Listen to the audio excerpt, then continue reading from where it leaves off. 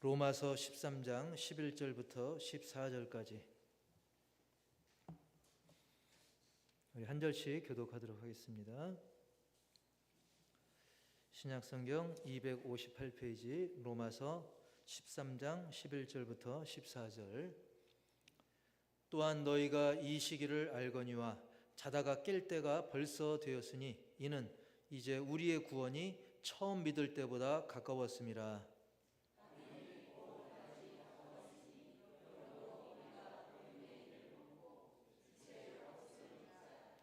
낮에와 같이 단정히 행하고 방탕하거나 술 취하지 말며 음란하거나 호색하지 말며 다투거나 시기하지 말고 오직 주 예수 그리스도로 옷 입고 정욕을 위하여 육신의 일을 도모하지 말라. 아멘. 할렐루야. 우리 제목 다 같이 시작. 그리스도로 옷 입자. 그리스도로 옷 입자 라는 제목으로 함께 말씀의 은혜를 나누기 원하는데요. 저도 점점 이제 살면서 그전보다 이제 깜빡하는 횟수가 알게 모르게 좀 늘어가더라고요. 근데 우리가 살면서 뭐 누구나 다 깜빡할 수 있죠. 깜빡 아예 안 하는 사람은 없을 겁니다. 근데 그 깜빡한 그 일이 별일 아닐 때는 괜찮지만 중요한 일일 때는 정말 아찔합니다. 특히 제가 목회하면서 우리 성도님들과 관련돼서 뭐 신방을 가기로 했다든지 뭐 아니면 뭐 이런저런 중요한 거를 깜빡할 때는 더더욱 아찔할 때가 있는 것이죠. 그럴 때 좋은 방법이 있는데 우리 뭐 작은 종이나 이런 곳에 적는 걸 뭐라 그래요? 두 글자로 뭐뭐 한다 그래요? 예, 메모한다 그러죠. 근데 이 증상이 심해지면 뭘 또 까먹어요? 그 메모한 거를 또 이제 안 볼 수도 있어요. 못 볼 수가 있어요. 그렇게 해서 그런 바람에 생각해낸 게 뭐냐면 우리가 늘 휴대하고 있는 전화, 이걸 세 글자로 뭐라 그러죠? 예, 휴대폰이라고 하죠. 휴대폰. 이제 늘 이걸 휴대하고 다니니까 그렇지, 여기다가 메모를 하면 되겠다. 근데 또 여기다 메모하는 걸 또 잊어버릴 수 있기 때문에 여기에 또 알람 기능이 있어요. 알람 기능이. 그래서 그 메모해 놓은 거하고 휴대폰에 메모한 거다가 또 알람을 딱 연결해 놓으면 알람이 울리면서 그 내용이 뜹니다. 그러면 이제 깜빡했다가도 알람이 울리면 그걸 보고 그렇지, 그 메모가 뜨면서 아이쿠 하면서 정신이 확 들어가지고 그 일을 이제 놓치지 않고 할 수가 있는 것입니다. 그런데 우리가 성경에서도 마치 알람과 같은 말씀이 있습니다. 사실 성경은 구약 성경이 몇 권일까요? 창세기 출애굽기에서 쭉 몇 권이 있을까요? 39권이 있고 신약은 몇 권일까요? 27. 그래서 이걸 쉽게 외우려면 9구단 39, 27. 그래서 39 구약 성경 39권, 신약 성경 27권. 이 둘을 더하면 몇 권이에요? 66권. 그래서 이제 성경이 총 66권이고 성경이 1장, 2장 해가지고 한 장 한 장을 다 합치면 몇 장일까요? 1189장, 1189, 1189장이고 절수는 몇 절이 있을까요? 총 몇 절? 31,102절. 우리가 이것을 뭐 다 외울 필요는 없습니다만, 자, 제가 말씀드리고자 하는 것은 구약 성경 39권, 신약 성경 27권, 총 66권, 그리고 총 1189장, 그리고 또 총 31,102절, 어느 한 장, 어느 한 절 의미 없는 구절은 없습니다. 중요하지 않은 구절은 없습니다. 그러나 그 중에서도 알람과 같이 우리에게 정신 차리게 하는 그런 구절들이 좀 있는데 그 구절이 오늘 말씀에 또 나오게 되는 것입니다. 그래서 사실은 뭐 꼭 그 구절 하나가 아니라 할지라도 오늘 지금 이 시간 나에게 중요한 이 말씀의 알람이 울릴 때 우리가 집중해서 들으시고 또 마음 깊이 새기시고 또 그 말씀대로 살아감으로써 따름으로써 하늘의 그 놀라운 은혜가 우리들의 영혼 그리고 여러분의 가정과 주님의 몸된 우리 교회 그리고 지구촌에 여러분 발길 닿는 모든 곳에 그런 은혜가 퍼져가기를 주님의 이름으로 축복합니다. 사실 오늘 본문 그 말씀 직전에도 우리에게 여러 가지 좋은 그런 권면의 말씀들이 있는데요. 그것을 이제 요약하면, 종합하면 결국은 그거예요. 우리가 뭐 너무나 당연히 아는 거죠. 하나님 사랑해라, 죄 짓지 말아라, 이웃 사랑해라. 너무나 단순하고 우리가 다 아는 말씀이긴 합니다. 그런데 그 말씀을 하시고 나서 이어서 나오는 말씀이 마치 알람과 같이 우리를 일깨우는 그런 오늘 본문인 것입니다. 그래서 먼저 우리 13장 11절을 다시 한번 읽어보겠습니다. 뜻을 생각하면서 시작. 자다가 깰 때가 벌써 되었으니 이는 이제 우리의 구원이 처음 믿을 때보다 가까웠음이라. 아멘. 자다가도 깬다는 것은 그만큼 별거 아니라는 거예요? 중요하다는 거예요? 그렇죠. 중요한 때라는 것입니다. 그리고 아직도 잠자는 영혼들, 아직도 분위기 상황 파악 못하고 잠자는 영혼들이 많다는 거예요. 그러므로 지금이라도 설령 곤히 자고 있다 할지라도 얼른 정신 차리고 벌떡 일어나야 될 때라는 것을 말씀하는 것입니다. 서두에 말씀드린 것처럼 저는 정말 뭐가 중요한 일이 있을 때면 알람을 맞춥니다. 그리고 그 일이 너무 중요하면 알람을 또 하나로 또 그냥 대충 넘어갈 수 있잖아요. 그러면 막 2중, 3중으로 맞힐 때가 있어요. 그렇게 하면 좀 피곤해도 이토록 중요한 일을 차질 없이 진행을 할 수 있게 되는 것이죠. 그런데 우리 사랑하는 성도 여러분, 지금 요즘 중요한 때예요, 아니에요? 중요한 때죠.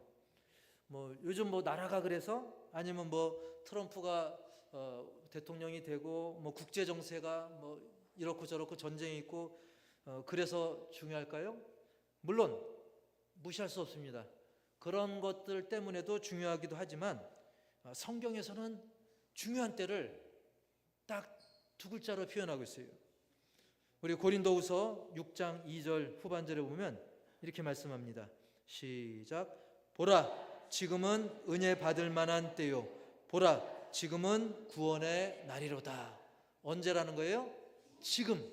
지금이 중요한 때라는 거예요, 성경에서는. 그러니까 요즘 시국이 그래서 중요하기도 하지만 사실 우리가 살면서 중요하지 않은 때가 뭐 따로 있었어요? 그렇지 않죠. 하나님도 지금이라고 말씀을 하고 있습니다. 그리고 11절, 로마서 3장 11절 다시 한번 봅시다. 시작. 또한 너희가 이 시기를 알거니와 자다가 깰 때가 벌써 되었으니 이는 이제 우리의 구원이 처음 믿을 때보다 가까웠음이라. 아멘. 그렇습니다. 벌써 됐다 그랬어요. 자다가도 깰 때, 이 중요한 때가 벌써 됐다. 지금이 중요하다. 지금이 자다가 깰 때다. 그래서 첫 번째 제목 우리 다 같이 시작. 지금은 자다가 깰 때다. 우리 하반절 다시 시작. 이는 이제 우리의 구원이 처음 믿을 때보다 가까웠음이라. 아멘. 여기서 우리의 구원이 처음 믿었을 때보다 가까워졌다고 말씀합니다. 자, 여기서 말하는 구원은 우리가 예수님 믿고 처음 구원받았던 그때를 말하는 것이 아니라 그 구원이 최종 완성되는, 즉 우리 주님이 다시 오실 그 종말의 때를 말하는 거예요. 그러니까 우리가 처음 예수님을 나의 구주로 영접하고 이제 내가 구원받았구나, 천국이 나의 것이구나, 그때를 말하는 것이 아니라 예수님을 믿고 나서 이제 시시각각 종말의 때가, 그 구원이 완성되는 최종 종말의 때, 그때가 가까워졌다라고 말씀하고 있는 거예요. 사실 오늘도 우리가 예배 1시간 드린 만큼 얼만큼 가까워진 거예요? 1시간이 가까워진 거예요. 종말의 때가 똑딱똑딱 1분 1초가 지날 때마다, 마치 그 시한폭탄 아까 그림 보셨던 것처럼 그 1분 1초가 지날 때마다 1분이 지나면 1분 가까워진 거예요. 종말에 1초 지나면 1초가 더 가까워진 거죠. 여러분, 명절이라고 시계가 천천히 가는 거 절대 아닙니다. 시간은 절대 기다려주지 않습니다. 종말의 때는 우리가 그 시점이 언제인 것을 모를 뿐이지, 이 종말의 때는 우리를 그냥 마냥 기다려주는 것은 아니라는 겁니다. 우리가 어떤 시간을 보내든지, 그냥 설렁설렁 보내든지 부지런히 보내든지, 그때는 속절없이 1분 1초 계속 가까워지는 거예요. 그래서 옛날 어떤 노래 가사에도 속절없이 흐르는 게 시간이야, 뭐 그런 가사가 있는 노래도 있는데, 그렇습니다. 그 시간은 종말의 때는 속절없이 흘러갑니다. 그리고 가까워지고 있습니다. 물론 정확한 그 마지막 날이 언제인 걸 우리가 알 수 없어요. 마태복음 24장 36절에 그렇게 말씀하죠. 시작. 그러나 그 날과 그때는 아무도 모르나니 하늘의 천사들도 아들도 모르고 오직 아버지만 아시느니라. 예. 언제인 걸 몰라요. 물론 간혹 이단들이 그 날짜를 정해놓고 사람들 등쳐먹잖아요. 속이잖아요. 근데 성경을 보면 심지어 천사들도 모른다고 그랬어요. 아들도 모르고 오직 누구만 아셔요? 하나님 아버지만 아셔요. 그러니까 십자가 붙여놓고 이단 행세하는 데 보면 여기서 결정적으로 판가름이 많이 나죠. 뭐 여호와 증인, 뭐 여러 신천지나 하나님의 교회 등등 많은 이단들 보면 그냥 이렇게 날짜를 정해놨다가 나중에 저 하늘에서 별일이 생겨가지고 미뤘대 하고 또 연장하고 그렇습니다. 그런데 성경엔 분명히 말씀하셔요. 오직 아버지만 아시느니라. 근데 이단들이 얌체짓 하는 거죠. 그걸 가지고 사람들을 미혹하는 것입니다. 그래서 예수님도 우리가 아무도 모르니까 그냥 넋놓고 있어라 그러지 않고, 오히려 모르기 때문에 우리가 평상시 늘 영적으로 깨어 있으라고 말씀하는 거예요. 마태복음 25장 13절 시작. 그날과 그때를 알지 못하느니라. 아멘. 그런즉 깨어 있으라. 언젠지 모르니까 그냥 아예 그냥 덮어놓고 무시하면서 지내지 말고 깨어 있으라는 거예요. 영적으로. 왜? 언제 오실지 모르니까. 군부대도 딱 보초가 이 시간에 뭐 우리 대대장님 안 오시겠지, 넋놓고 있다가 꼭 졸면 그때 오잖아요. 우리는 깨어서 준비가 되어 있어야 됩니다. 뭐 당연한 말씀이지만 여기서 깨어 있으라는 것은 육신적으로 눈 부릅뜨고 무조건 잠을 자지 말라는 뜻이 아니라 영적으로 예수님 맞을 준비가 되어 있어야 된다는 겁니다. 따라서 합시다. 영적으로 예수님 맞이할 준비가 되자. 할렐루야. 그래서 언제 예수님 다시 온다 할지라도 우리가 뭐 피곤해서 잠들 때 오실 수도 있어요. 그때 예수님이 딱 오신다 할지라도 우리는 아이고 예수님 기다리고 있었습니다. 너무 반갑습니다. 너무나 고맙고 감사합니다. 이렇게 주님을 기뻐 맞이할 수 있는 그런 준비된 심령들이 되길 축복합니다. 반면에 영적으로 깨어있지 못한 사람들, 영적으로 준비 안 된 사람들은 아이쿠 예수님 벌써 오시면 어떡합니까? 라고 아마 반문할 거예요. 아이고 예수님 내일 뭐 우리의 졸업식 있는데요, 짜장면 사줘야 되는데요, 아니 우리의 군대 좀 다녀와서 결혼시켜야 되는데, 나 적금이 이제 다음 주에 적금 타는데요, 나 아직 뭐 놀러 가보지 못한 곳이 너무나 많은데 나 좀 더 놀다가 가고 싶어요 라든지. 여러분 이런 말을 한다면 그 사람은 그야말로 뭐가 더 중요한지, 뭐가 더 귀하고 소중한지 그걸 모르는 사람인 거예요. 천국에서는 정말 그거하고 비교할 수 없는 놀라운 은혜와 기쁨과 감사가 가득한 곳인데, 이 잠깐 다녀갈 이 세상에 미련이 한가득인 그런 사람 준비 못하고 영적으로 잠들어 있는 그런 사람인 것입니다. 자, 그렇다고 한다면 우리 모두가 준비되어야 되는데, 그런 준비되어야 될 것 중에 중요한 것이 뭐가 있는가? 그래서 두 번째로는 오늘 말씀을 통해서 두 번째 시작. 빛의 갑옷을 입으라.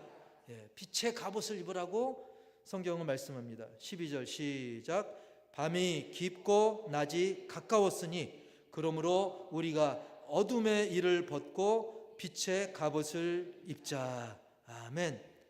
지금 뭐 밤이 너무나 깊은 것 같은 세상이죠. 그죠? 세상이 막 점점 혼돈하고 혼탁하고 점점 어두워지는 것 같은데, 그럴수록 여러분 초저녁에는 약간 빛이 있잖아요. 그러나 정말 한밤중 하면 깜깜한 어둠이 깔립니다. 그 대신 어두울수록 새벽이 가까웠다는 뜻이에요. 아침이 가까워진다는 뜻입니다. 그래서 우리는 이 어두운 밤 속에서도 주님을 소망해야 될 줄 믿습니다. 지금 이 시대는 깊은 밤, 너무나 어두운 밤이지만 이제 곧 그만큼 어둠이 걷히고 밝은 아침을 맞이할 때가 가까이 온다는 증거인 것입니다.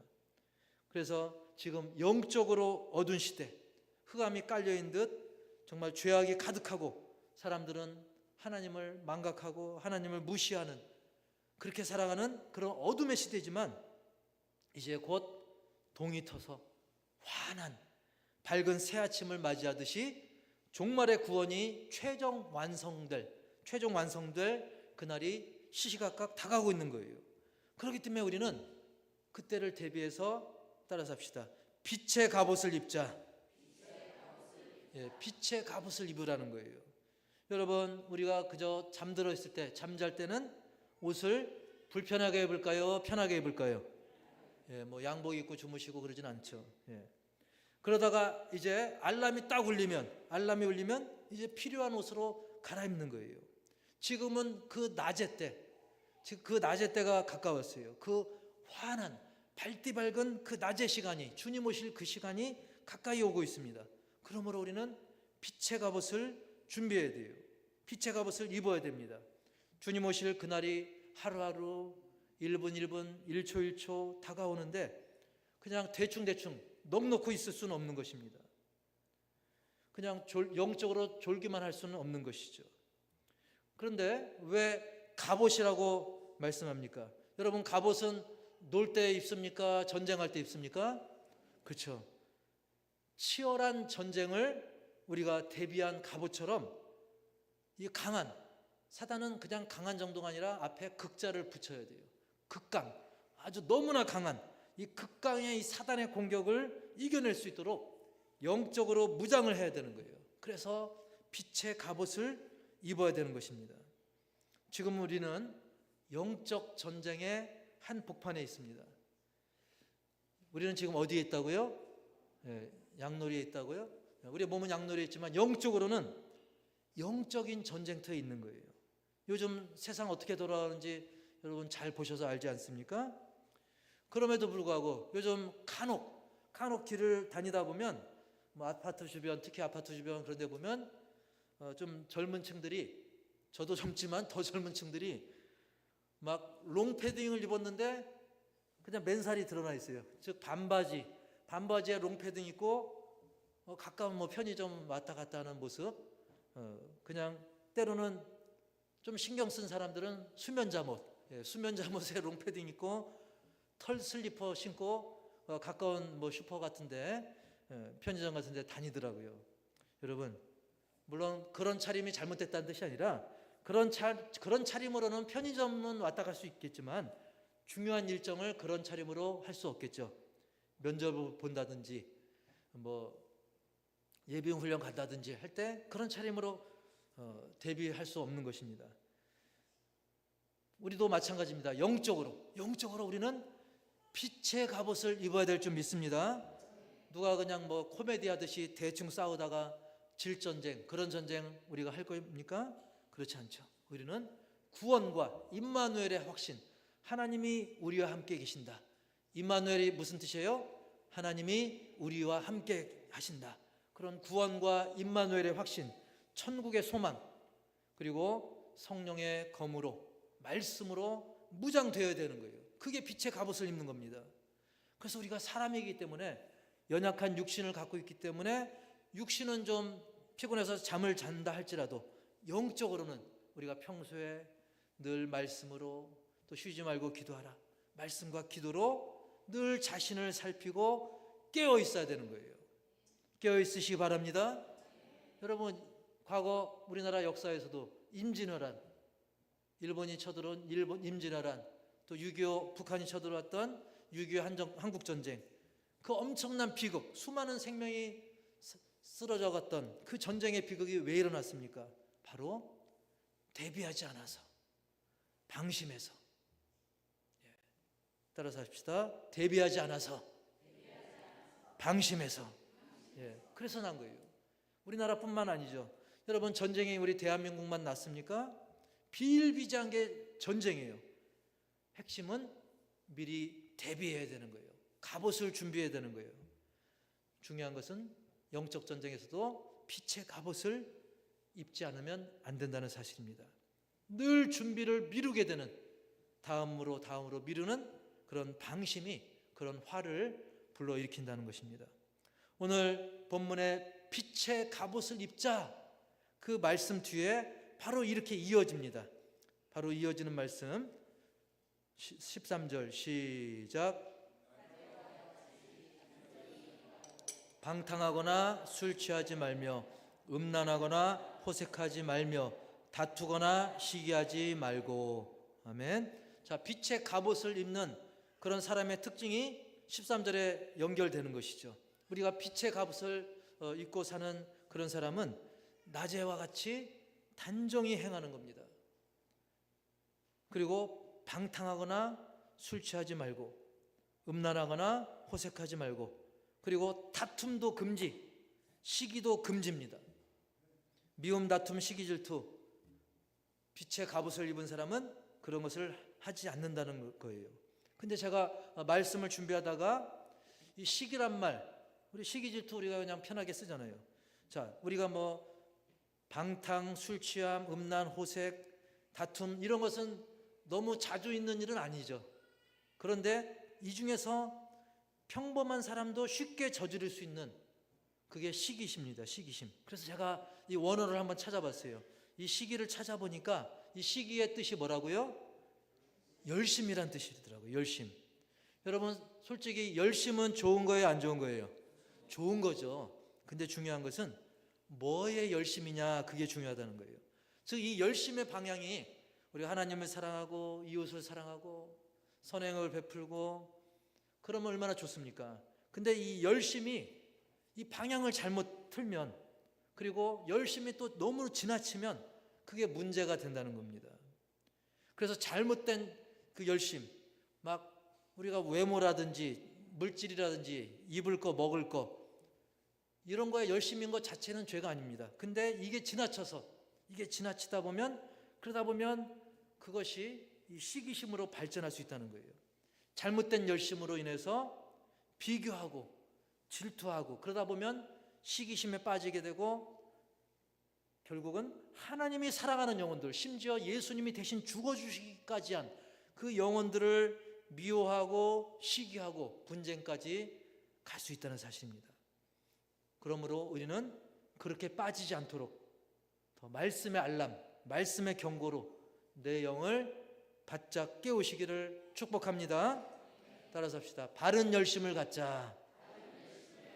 열심은 좋은 거니까 이 바른 열심, 그리고 그 양 조절, 그거를 기도하면서 말씀에 비교해서 그것을 잘 조절해야 될 줄 믿습니다. 그리고 오늘 말씀 제목과 거의 똑같은 세 번째, 시작. 예수님의 옷을 입자. 예수님의 옷을 입고 다니는 사람을 다섯 글자로 뭐라고 하면 좋을까요? 그리스도인. 너무 답을 잘 아십니다. 예수님의 옷을 입자. 14절 시작. 오직 주 예수 그리스도로 옷 입고 정욕을 위하여 육신의 일을 도모하지 말라. 아멘. 예수님의 옷을 입으라고 말씀합니다. 예수님의 옷이 아니었다고 한다면, 하는 게 좀 심하게 얘기하면 마귀 옷을 입은 것처럼 그렇게 했다고 한다면 이제는 갈아입으면 됩니다. 과거에 그 더러운 옷을 버리고 새로운 옷으로 갈아입듯이 예수님의 옷으로 갈아입으라는 거예요. 근데 좀 막연하죠? 아니, 예수님 옷 입는다는 게 뭐야? 여러분, 예를 들면 여러분, 그 옷에는 그 옷에 걸맞는 역할과 책임이 따릅니다. 군복을 입은 군인은 군인으로서의 그 의무, 그 책임이 있는 거예요. 그래서 군인이 막 군복 입고 막 사회에서 막 문란한 행위를 하면 뭐 군인들 전체가 욕을 먹잖아요. 그러면 안 되겠죠. 군인은 군인답게 절도 있게 또 나라를 위해서. 그리고 의사도 의사 가운을 딱 입었으면 의사로서의 어떤 그 윤리 그리고 그 생명을 향한 그런 인수를 펼쳐야 되는 것이죠. 군인은 군복 입고 군인답게, 의사는 의사 가운 입고 그 의사답게 그 책임을 다해야 되는 것이죠. 그렇다고 한다면 우리는 예수님의 옷을 입었으니, 즉 예수님을 믿는 사람들이기 때문에 예수님을 본받는 사람들이 볼 때 예수 믿는 사람이구나, 예수인이구나, 그리스도인이구나. 그리스도인을 영어로 크리스찬이라고 하는 거거든요. 그래서 저 사람은 예수인, 그리스도인, 크리스찬, 그리스도인다운 그런 삶을 살아야 될 줄 믿습니다.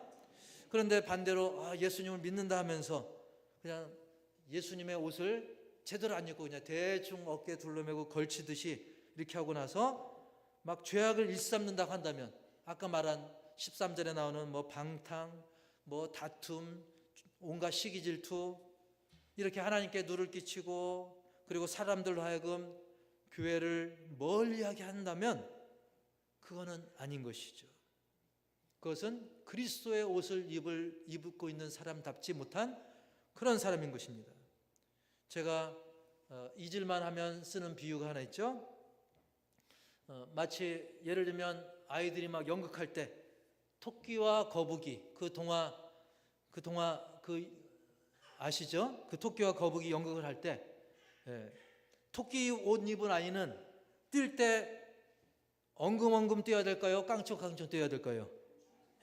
뭐 무르나만 하죠. 근데 거북이 옷 입은 애는 깡총깡총 뛸까요? 엉금엉금 뛸까요? 기어갈까요? 기어가죠. 그렇습니다. 그 토끼 옷을 입은 아이는 토끼에 걸맞게, 거북이 옷을 입은 아이는 거북이에 걸맞게. 아까 말씀드린 것처럼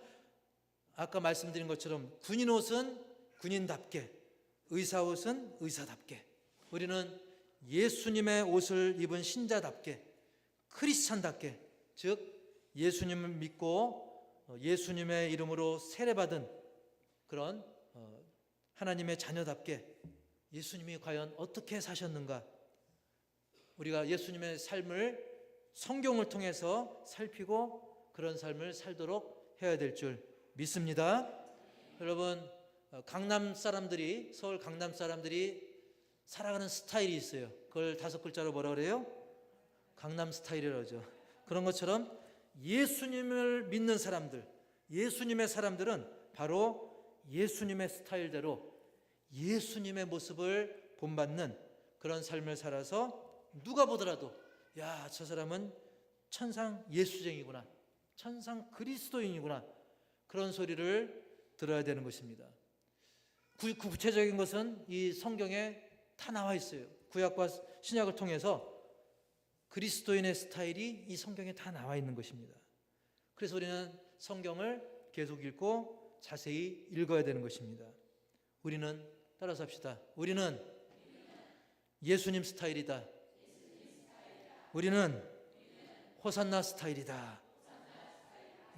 그래서 우리는 그리스도인으로서 예수님 스타일,